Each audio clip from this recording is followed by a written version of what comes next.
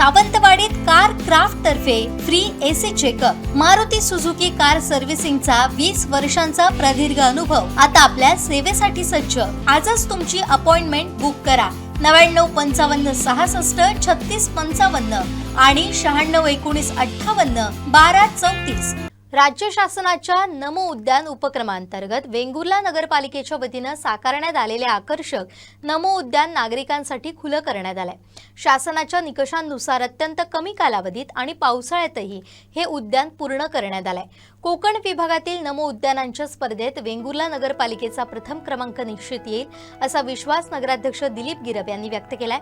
शासनाने नमो उद्यान ही संकल्पना राबवताना प्रत्येक नगर परिषद आणि नगरपंचायतीला उद्यान उभारण्यासाठी 1 कोटी रुपयांचा निधी उपलब्ध करून दिलाय। निर्धारित कालावधीत उद्यान पूर्ण करण्याचे निर्देशही देण्यात आले। त्यानुसार वेंगुर्ला नगर परिषदेने उपलब्ध जागेचा योग्य वापर करून आकर्षक, आधुनिक आणि नागरिकांना उपयुक्त असे नमो उद्यान साकारले।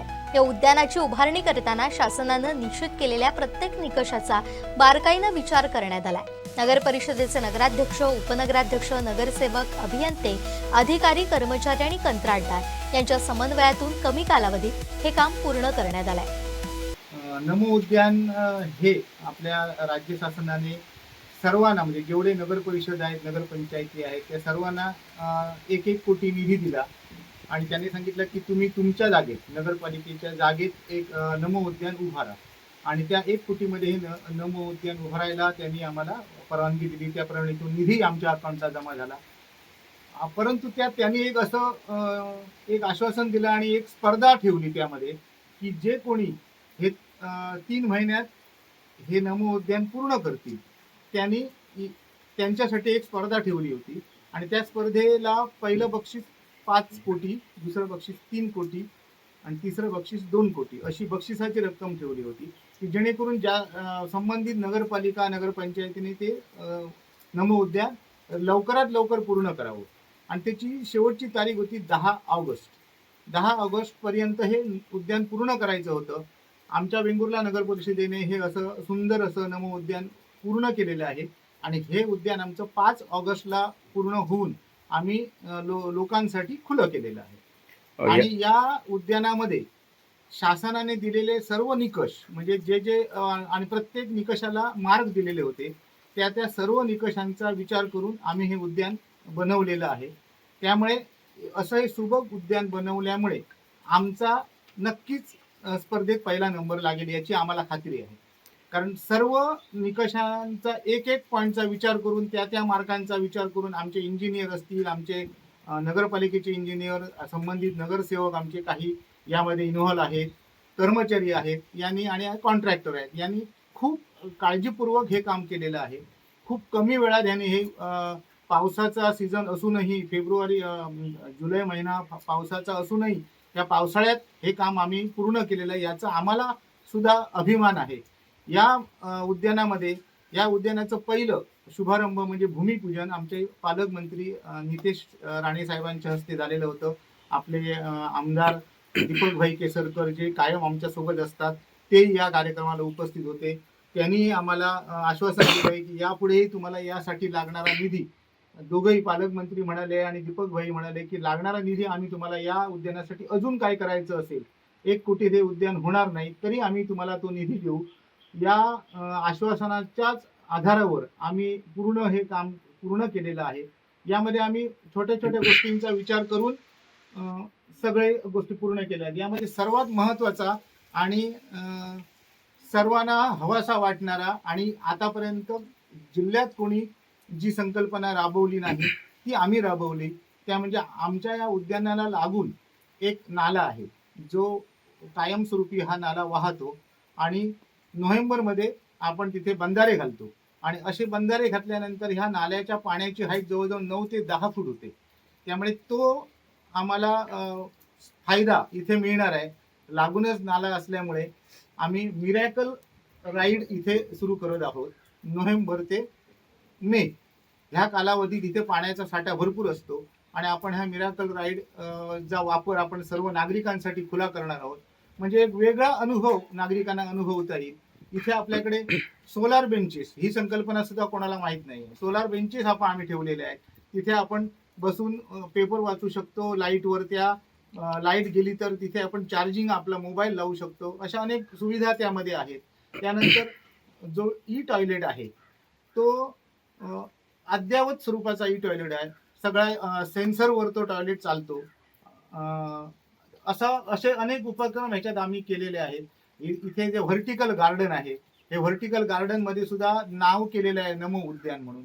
तसंच सोलार लाईट आम्ही बसवलेले आहे.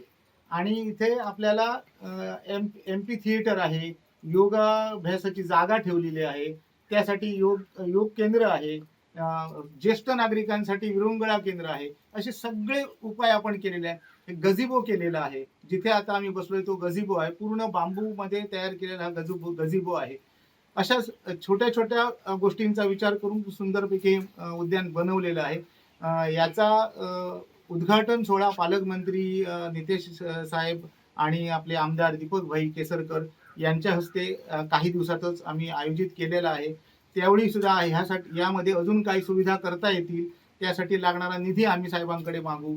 आणि या संपूर्ण नमो उद्यानाला जे कंपाऊंड केलेलं आहे ते कलात्मक पद्धतीने केलेलं आहे.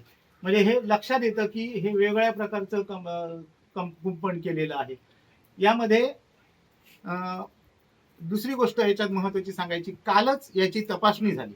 संबंधित खात्याचे अधिकारी, यामध्ये आमचे सीईओ जगदीश खेबुडकर साहेब आहे, हे मेन होते, आणि त्यांची पूर्ण टीम हे मुंबईवरून इथे आली आणि सकाळी साधारण 12च्या दरम्यान इथे आली. आम्ही त्यांचं स्वागत केलं आणि पूर्ण आपल्या या उद्यानाची त्यांनी तपासणी केली आणि चांगले रिमार्क्स दिले. त्यामुळे आम्हाला खात्री आहे की आमचा नंबर कोकण विभागात पहिला नक्कीच येईल. अशा प्रकारे हे उद्यान बनवलेलं आहे. सर्व नागरिकांसाठी खुलं केलेलं आहे.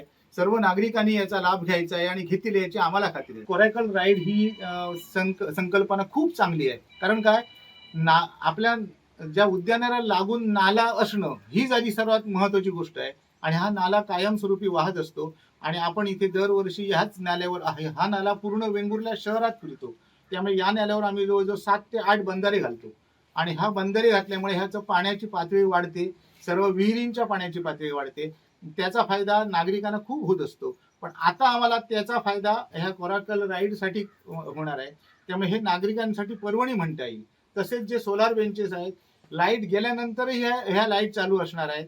कोणाला काही चार्जिंग करायचं असेल, कोणाला अभ्यास करायचा असेल, कोणाला काय वाचायचं असेल, तर इथे येऊन ते रात्रीचंही वाचू शकतात. तसंच जो ई टॉयलेट आहे तो बायोमेट्रिक टॉयलेट आहे. त्याच्यात सेन्सरवर हा टॉयलेट चालतो. कमी जागेत तो बसवलेला आहे. त्यामुळे अद्ययावत स्वरूपाचा ई टॉयलेट आहे. तसंच पिण्याच्या पाण्यासाठी आम्ही सोलर बसवलेले आहे आणि पिण्याच्या पाण्याची सोय चांगल्या प्रकारे केलेली आहे. हे व्हर्टिकल गार्डन केलेले आहे. ज्या नवीन अशा संकल्पना आम्ही इथे वापरलेल्या आहेत. आणि तिथे अजून एक वैशिष्ट्य असं आहे की आम्ही एक भारत माता तिथे केलेली आहे, जी खाली पृथ्वी आहे आणि पृथ्वी हातावर अशी घेतलेली आहे आणि त्या पृथ्वीवर भारत माता गंगेचं पाणी ओतत आहे. अशा प्रकारचा एक नाविन्यपूर्ण उपक्रम केलेला आहे. ही त्याच्यानंतर जलाशय आपण जो केलेला आहे ते पाणी नदीतलं पाणी वर येऊन असं खाली वाहत आहे, असा एक उपक्रम इथे केलेला आहे. अशा वेगवेगळ्या संकल्पना आम्ही राबवल्या.